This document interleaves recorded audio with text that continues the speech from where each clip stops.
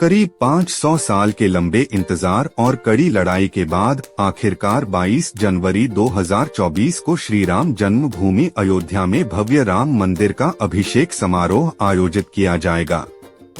यह सनातन प्रेमियों के लिए भक्ति, खुशी और उत्साह का पल होगा।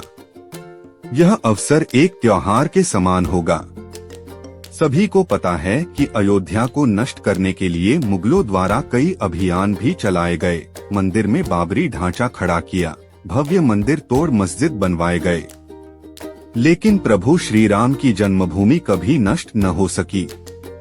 वैसे तो अयोध्या नगरी का इतिहास त्रेतायुग से भी पुराना है, लेकिन आपको बताएंगे अयोध्या नगरी में विवाद से लेकर विध्वंस, निर्माण और उद्घाटन तक श्री राम जन्मभूमि अयोध्या के करीब 500 सालों के बारे में।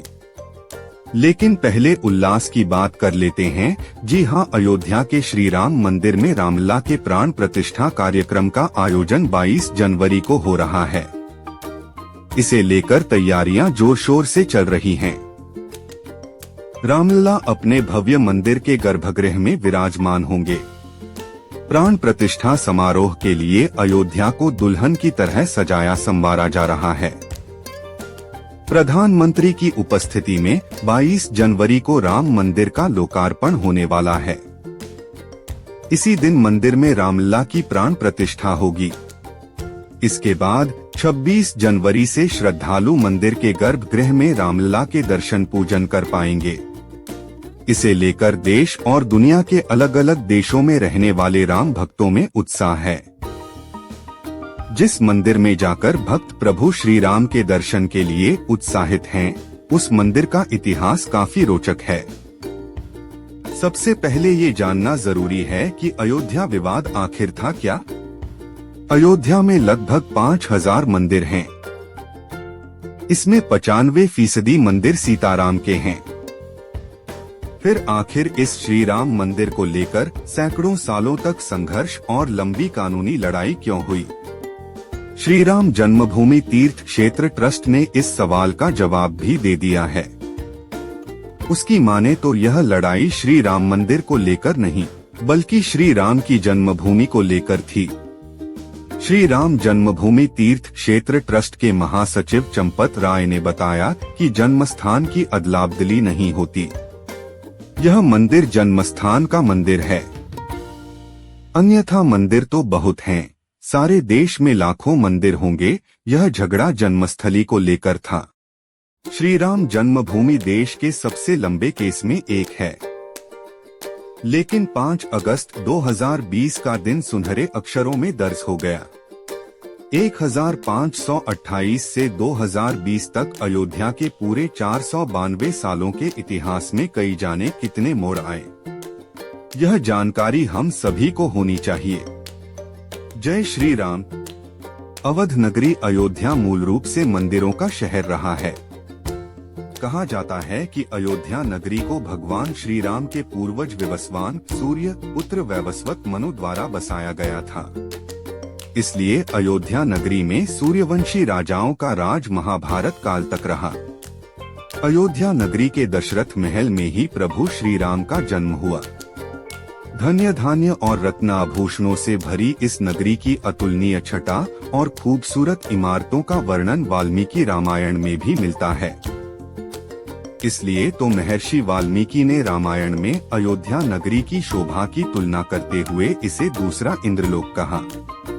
लेकिन भगवान श्री राम के जल समाधि लेने के बाद अयोध्या कुछ समय के लिए उजाड़ हो गई थी। कहा जाता है कि राम जी के पुत्र कुश ने फिर से अयोध्या का पुनर्निर्माण कराया और इसके बाद सूर्यवंश की अगली 44 पीढ़ियों तक इसका अस्तित्व चरम पर रहा। इसके बाद महाभारत काल में हुए युद्ध के बाद भी अयोध्या फिर से उजाड़ हो गई। पौराणिक कथा कहानियों के अनुसार प्राचीन काल में भगवान श्री राम के जल समाधि लेने के बाद और महाभारत युद्ध के बाद अयोध्या के उजाड़ होने और फिर से बसने का वर्णन मिलता है। लेकिन श्री राम जन्मभूमि अयोध्या और यहाँ बने श्री राम मंदिर को एक नहीं बल्कि कई बार आक्रमणों का सामना करना पड़ा। अयोध्या को नष्ट करने के लिए मुगलों द्वारा कई अभियान भी चलाए गए।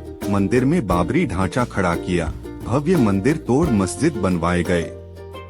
लेकिन प्रभु श्री राम की जन्मभूमि कभी नष्ट न हो सकी।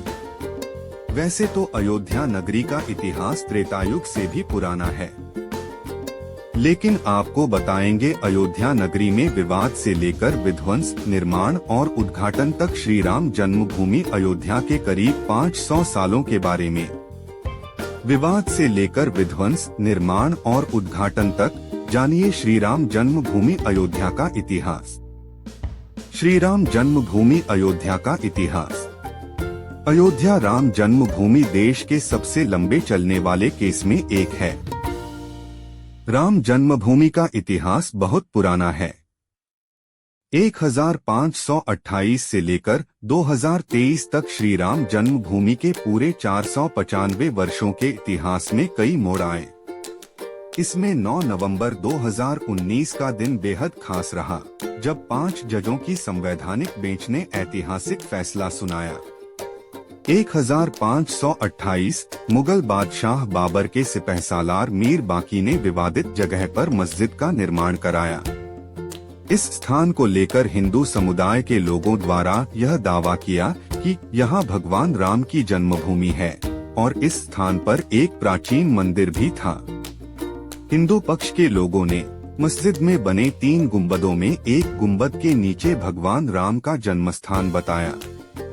1853 से 1949 श्री राम जन्मभूमि पर जहां मस्जिद का निर्माण किया गया, वहां के आसपास के कई स्थानों पर पहली बार 1853 में दंगे हुए। इसके बाद 1859 में अंग्रेजी प्रशासन ने विवादित स्थान के पास बाड़ लगा दी और मुसलमानों को ढांचे के अंदर, वहीं हिंदुओं को बाहर चबूतरे के पास पूजा करने की इजाजत दे दी। 1949 अयोध्या श्री राम जन्मभूमि का असली विवाद 23 सितंबर 1949 को तब हुआ, जब मस्जिद में भगवान राम की मूर्तियां मिली। इसे लेकर हिंदू समुदाय के लोग कहने लगे कि यहाँ साक्षात भगवान राम प्रकट हुए हैं। वहीं मुस्लिम समुदाय के लोगों ने आरोप लगाया कि किसी ने चुपके से यहाँ मूर्तियां रखी। ऐसे में यूपी सरकार ने तुरंत मूर्तियों को वहां से हटाने के आदेश दिए, लेकिन जिला मजिस्ट्रेट DM के नायर ने धार्मिक भावना को ठेस पहुंचने और दंगों भड़कने के डर से इस आदेश में असमर्थता जताई। इस तरह से सरकार द्वारा इसे विवादित ढांचा मानकर ताला लगा दिया गया। 1950 फैजाबाद के सिविल कोर्ट में 2 अर्जी दाखिल हुई। इसमें एक तो विवादित भूमि पर रामलला की पूजा की इजाजत और दूसरी मूर्ति रखे जाने की इजाजत पर थी। 1961 यूपी सुन्नी वक्फ बोर्ड ने एक अर्जी दाखिल की और विवादित भूमि पर पोजीशन और मूर्तियों को हटाने की मांग की। 1984 1 फरवरी 1986 में यूसी पांडे की याचिका पर फैजाबाद के जिला जज KM पांडे ने हिंदुओं को पूजा करने की इजाजत दे दी और ढांचे पर लगे ताले को हटाने का आदेश दिया। 1992 यह दंगा ऐतिहासिक रहा। 6 दिसंबर 1992 को VHP और शिवसेना समेत कई हिंदू संगठन के लाखों कार्यकर्ताओं ने विवादित ढांचे को गिरा दिया। इससे देश भर में सांप्रदायिक दंगे हुए और हजारों की तादाद में लोग मारे गए। 2002 गोधरा ट्रेन जो कि हिंदू कार्यकर्ताओं को लेकर जा रही थी, उसमें आग लगा दी गई और करीब 58 लोग मारे गए।